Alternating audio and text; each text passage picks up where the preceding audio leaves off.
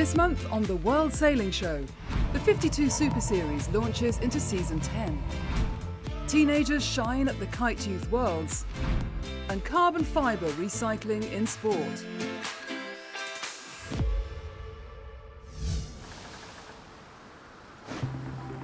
But we begin today in the Netherlands, where round 2 of the Hempel World Cup Series was hosted in the brand new venue of Almere near Amsterdam, where the Allianz Olympic Classes Regatta was the highlight of Dutch Water Week. So it's a new location for the World Cup.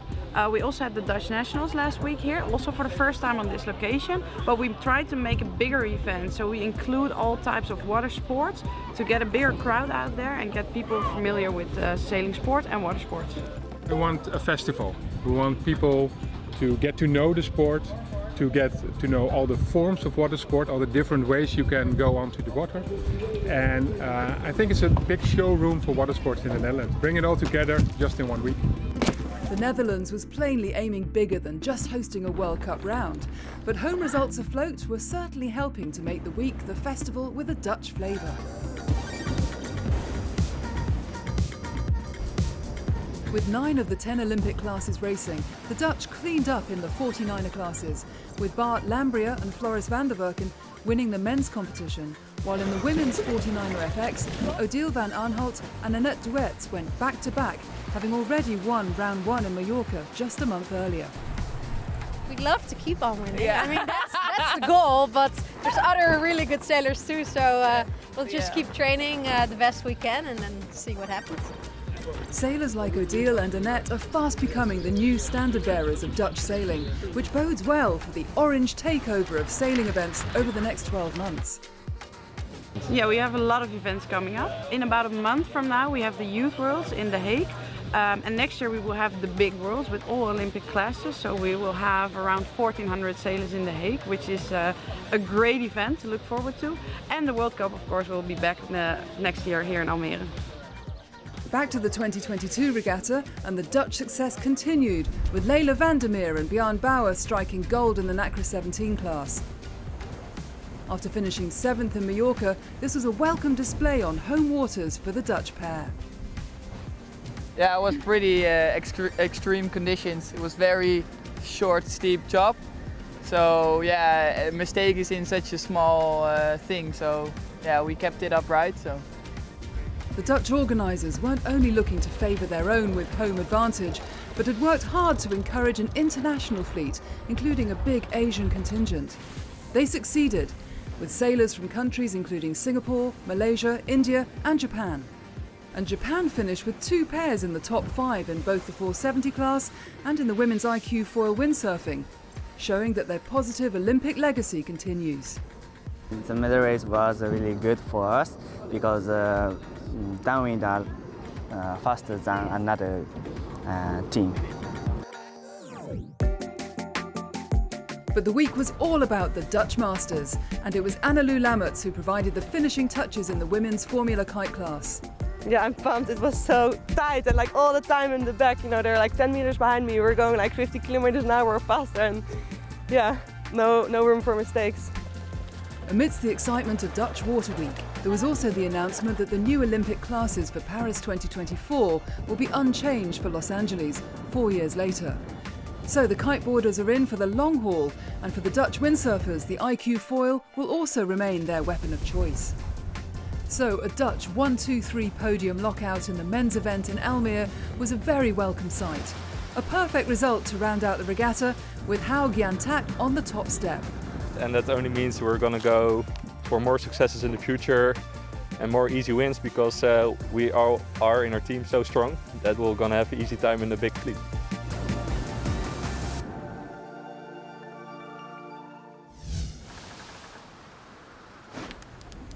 Having provided global leadership in creating lighter, faster, stronger boats, now World Sailing and the World Sailing Trust have joined forces with the IOC and other key federations to create the Carbon Fibre Circular Alliance, a groundbreaking sustainability initiative to show how carbon fibre can be reused and repurposed. Carbon fibre usage within sport is massive.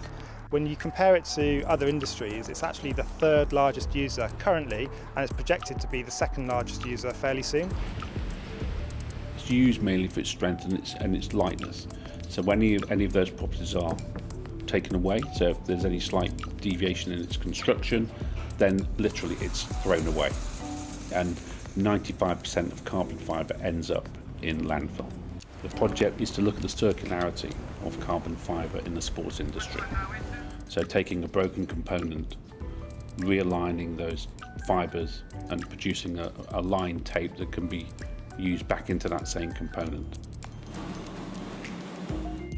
So imagine a bike frame or a tennis racket. When it breaks, you actually return it and get a discount on your new racket, which is made with reclaimed carbon fibre.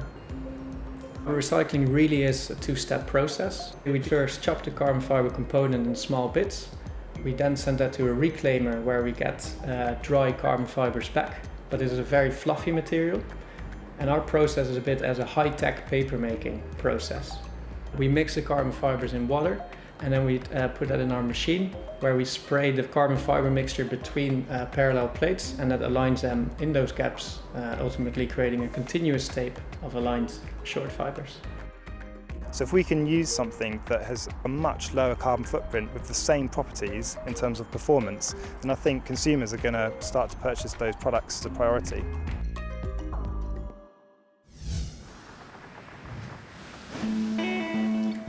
How to celebrate a 10th anniversary?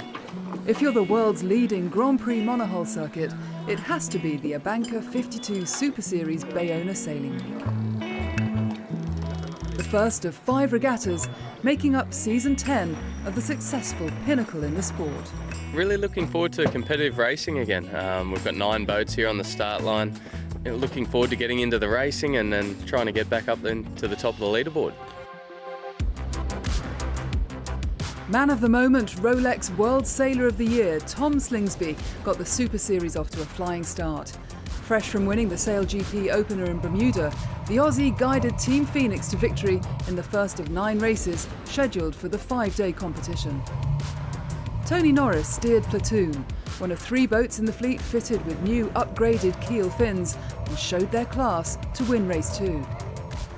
4-time series winner Quantum Racing last won the overall back in 2018 and had ended day 1 with 2 mid-fleet finishes. That all changed on day 2 as they notched up a first and second place to move within 4 points of Team Phoenix.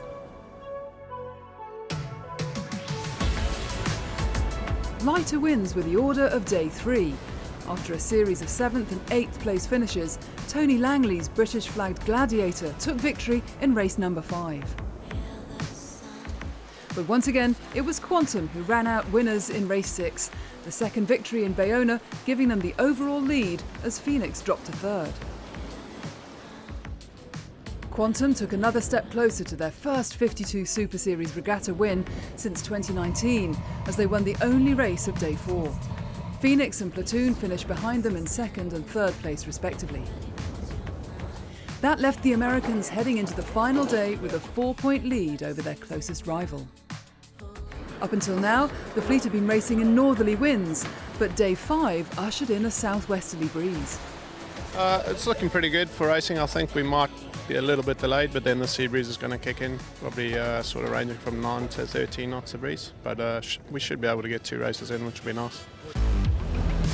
Race 8 started with Quantum, Platoon and Allegra making the early running.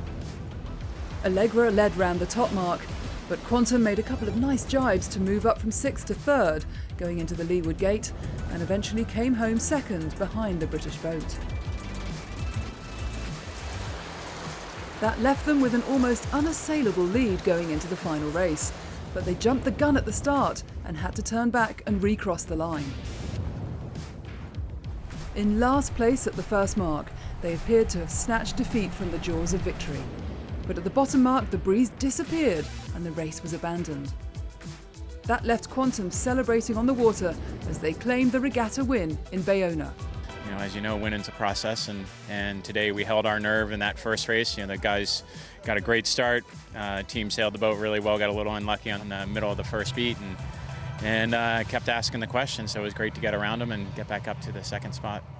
Made a few too many mistakes on one of the days and lost a lot of points and dropped back to 3rd place, but we showed that we're in the hunt.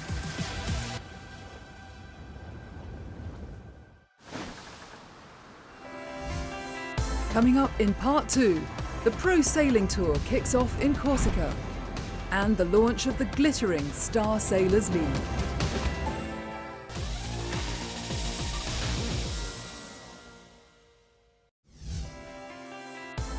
Welcome back. Still to come, drama on the Straits of Bonifacio and America's Cup news from Alinghi.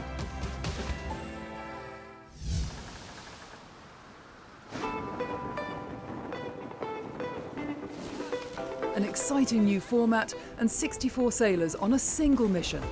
5 months after hosting the senior event, Torre Grande Sardinia was back in the headlines as host of the Formula Kite Youth Foil World Championships.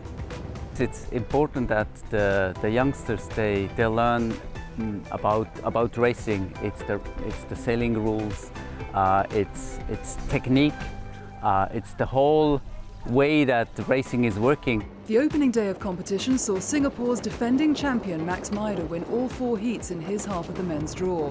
But at this level, the margins between winning and losing can be small. A 0.3% difference over a regular 12-minute race is, I believe, if my memory serves me correctly, is 75 to 100 meters, depending on your average speed and wind. So, you know, the attention to detail goes up, the professionalism goes higher, and margins just get way smaller. In the women's fleet, Israel's Gal Zuckerman recovered from a crash in race 1 to lead the standings after Poland's defending champion Julia Domasowicz found herself picking the unfavoured side of the course while leading race 3. Day 2 saw varying winds of between 8 and 16 knots. Not that it made much difference to Meider, who claimed another clean sweep to make it 8 wins out of 8. Italy's Riccardo Pianossi was almost as dominant in the other half of the men's draw, winning 3 of his 4 races. In the women's, a big crash took out Gal Zuckerman in race 2, and that allowed Maya Ashkenazi to move into the championship lead, a point ahead of defending champion Julia Domasowicz. I think that it's a quick progress that we make. The younger are you, the quickest progress you make. I'm almost 18 now, and I have already got one first place in the European Championships in a senior. So yeah, I think it's about the progress that we make pretty quickly. Day 3 brought a strong but unpredictable breeze, giving the foilers plenty to think about when it came to choosing size of kite and increasing the risk of high-speed wipeouts. Even the weather didn't faze Meider though, as he ended qualifying with a perfect score of 13 points from 13 races after discards. In the women's competition, France's Eloise Péjury won 2 of the day's 4 races to book herself an automatic place in the final alongside Maya Ashkenazi. New for 2022 was a scoring system for the semi-finals and final, which would see the 2 best performers from qualifying handed a distinct advantage. So, the first 2 people, namely, first place has 2 points, second place has 1, and 3 and 4 in each of the fleets have no points. The way you earn a point is you win that race that they run. The first person in the fleet to get 3 and win it. The final day of competition brought light winds that threatened to make consistent foiling tough, opening a chance for some major upsets on the water. Italy's Sofia Tomassoni proved the point by winning 3 out of the 4 races in her semi-final. In the other semi, Poland's Nina Arsic secured the points needed to edge out defending champion Julia Domasowicz. She continued that great form in the final, winning 3 out of the first 4 races to claim the world title. So the wind was today very weak, but somehow I win the World Championships, and yeah, I'm so excited and happy about my result. The boys' final was more of a formality for Max Meider. With his 2-point advantage from qualifying, a 3rd place finish in race 1, followed by a win in the 2nd, was enough to retain his title. 2 Asians at the podium. Oh my God, I cannot believe this. I cannot. I mean, look at this. Like Asia is coming, and it's with full force.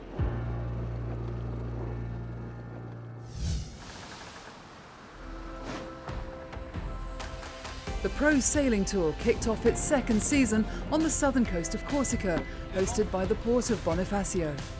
7 Ocean 50-class trimarans, each crewed by 3 sailors, would battle it out over 5 rounds between May and July. The Straits of Bonifacio were the perfect setting for episode 1, which began with 7 inshore races held over 2 days.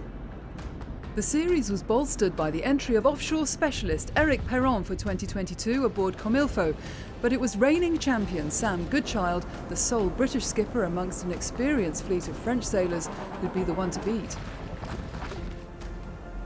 Goodchild and his crew aboard Leighton got their title defence off to a flyer with victory in the first race, while Primonial, skippered by Sebastian Rogue, took maximum points in race 2. The youngest skipper in the Pro Sailing Tour was 28-year-old Quentin Vlaminck on Arkema, and he came to the front in race 3 before the final action of the day got underway, with the crews all working hard in close quarters. But amidst the frantic racing, disaster struck. Gilles Lemire's Group GCA had speared into Seb Rogue's Primonial, putting them both out of the regatta. On a commis une grosse erreur, on n'a pas vu un bateau qui était sous notre vent, en l'occurrence. We made a big mistake. We didn't see the boat to leeward of us, in this case Primonial. And in trying to get away from Casio, which was to windward of us, we got into Primonial's float quite violently. We got stuck right in it. Assez violemment dans le flotteur de Primonial, alors on s'est encastré dedans. D'abord. Above all, I feel really sorry for Seb. I'm really sorry for what happened. Désolé de ce qui est arrivé. Just 5 boats competed on day 2, but the racing continued as fiercely as the day before. Thibaut Vauchel-Camus and his crew aboard Solidaire en Peloton, ASEP, pulled out all the stops to take their first win of the episode, and Erwan Laroux's Quessio got in on the act with a victory as well.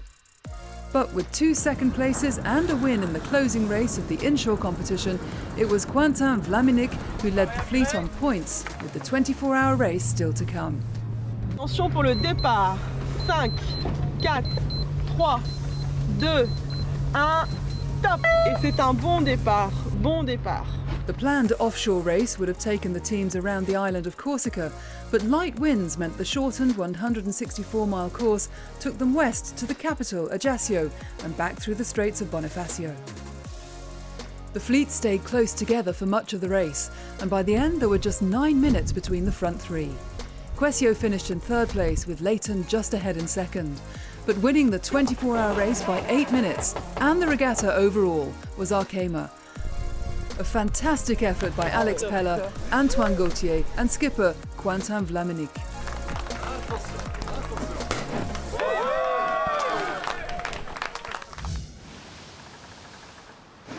Stories from around the world now, and it's been a good few weeks for Arnaud Sarafagis. First, he skippered Alinghi Red Bull Racing to victory in the Riva Cup, comfortably winning the first event of this year's GC32 Racing Tour with 2 races to spare. Then the Swiss-flagged America's Cup team announced he will lead their key sailing squad, tasked with winning the most sought-after trophy in sailing. A mere 8 months in the making, Flying Nika has made its inaugural flight off the coast of Spain. Designed by Irishman Mark Mills, built at the King Marine shipyard in Valencia and skippered by owner Roberto Lacorte, the 60-foot longboat is the first full-foiling sailing yacht in the Mini Maxi class. Designed for racing in shorter offshore and coastal competitions, it features cantilevered T-foils and looks very much like the inshore speed machines of the America's Cup. It will sail with a crew of around 6. This year's Rolex Duralia got underway with the traditional Sanremo-San Tropez event, followed by 3 days of coastal racing. Adriano Calvini's Itagentadu took honours in the Sanremo race, while Maxi Jethu, owned by Peter Ogden, dominated in the IRC Zero class of the inshore event. The full story of the Rolex Duralia Classic coming next month. Finally, the Olympic Museum in Lausanne hosted a who's who of sailing to mark the official inauguration of the Star Sailors League. As well as celebrating the launch of the Gold Cup, the venue played host to grinding and hoisting competitions and an on-land sailing experience, courtesy of an Optimist and a laser fitted with high-tech simulators.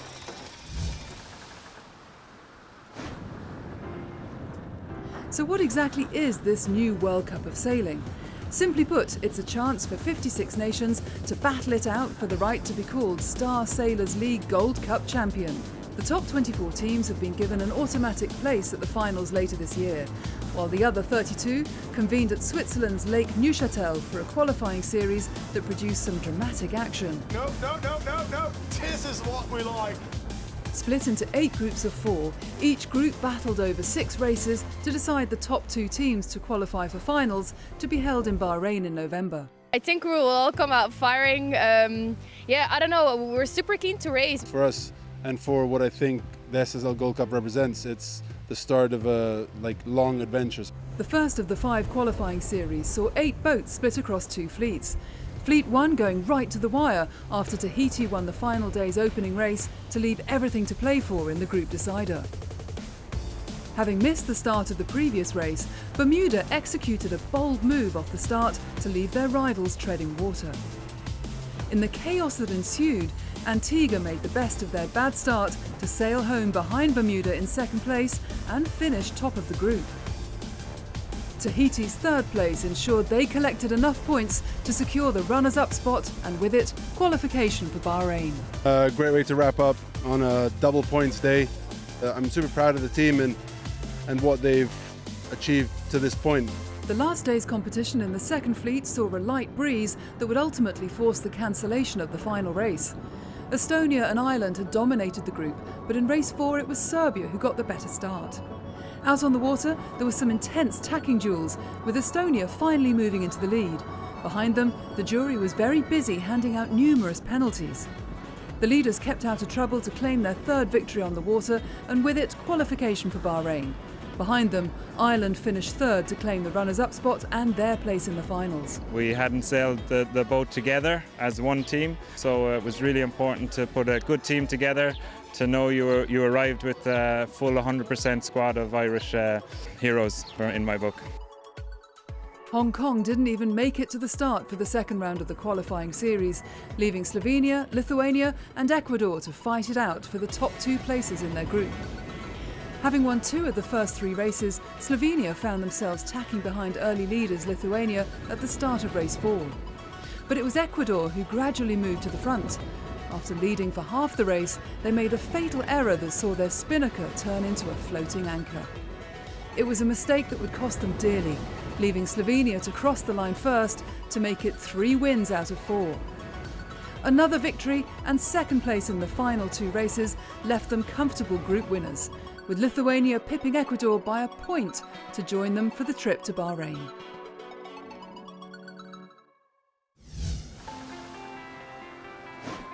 Next month, Foiling Week hits Lake Garda, and it's the turn of youth in The Hague.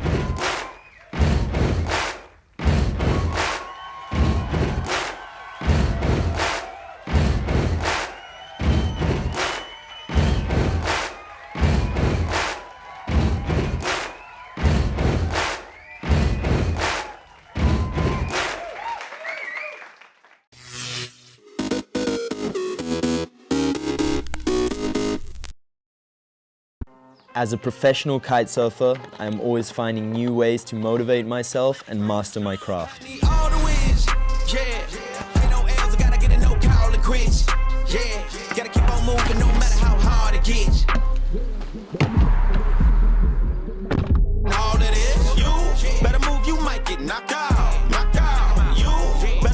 To perform at the highest level, being in the right state of mind before getting out on the water is extremely important. In my own headspace and fully focused.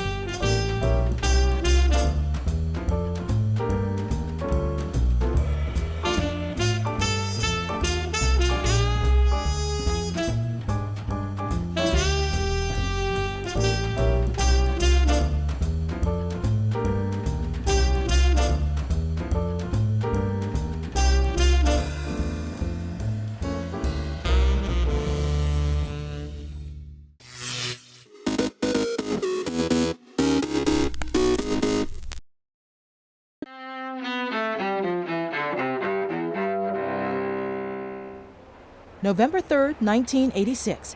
The Iran-Contra affair begins to unfold as a Lebanese magazine breaks the story of secret U.S. arms sales to Tehran. President Ronald Reagan initially denies trading arms to secure the release of American hostages in Lebanon. In spite of the wildly speculative and false stories about arms for hostages and alleged ransom payments, we did not trade weapons or anything else for hostages, nor will we. Also, part of the money from the arms sales was diverted to the Contras, the American-backed rebels in Nicaragua. Both revelations, which involve violations of official U.S. policy, engulf the Reagan administration in scandal. 1970. In Chile, Salvador Allende takes office as the first socialist president of that South American country. Allende, who faces U.S. opposition while in power, dies when a military coup overthrows him a few years later. 1992. In Illinois, Carol Moseley Braun becomes the first black woman elected to the U.S. Senate. And 1998, a political body slam in Minnesota. We've shocked the world. Minnesota leads the way. Where former pro wrestler Jesse Ventura wins the governor's race in an upset. Today in history, November 3rd. Carlotta Bradley, The Associated Press. In setting the example for the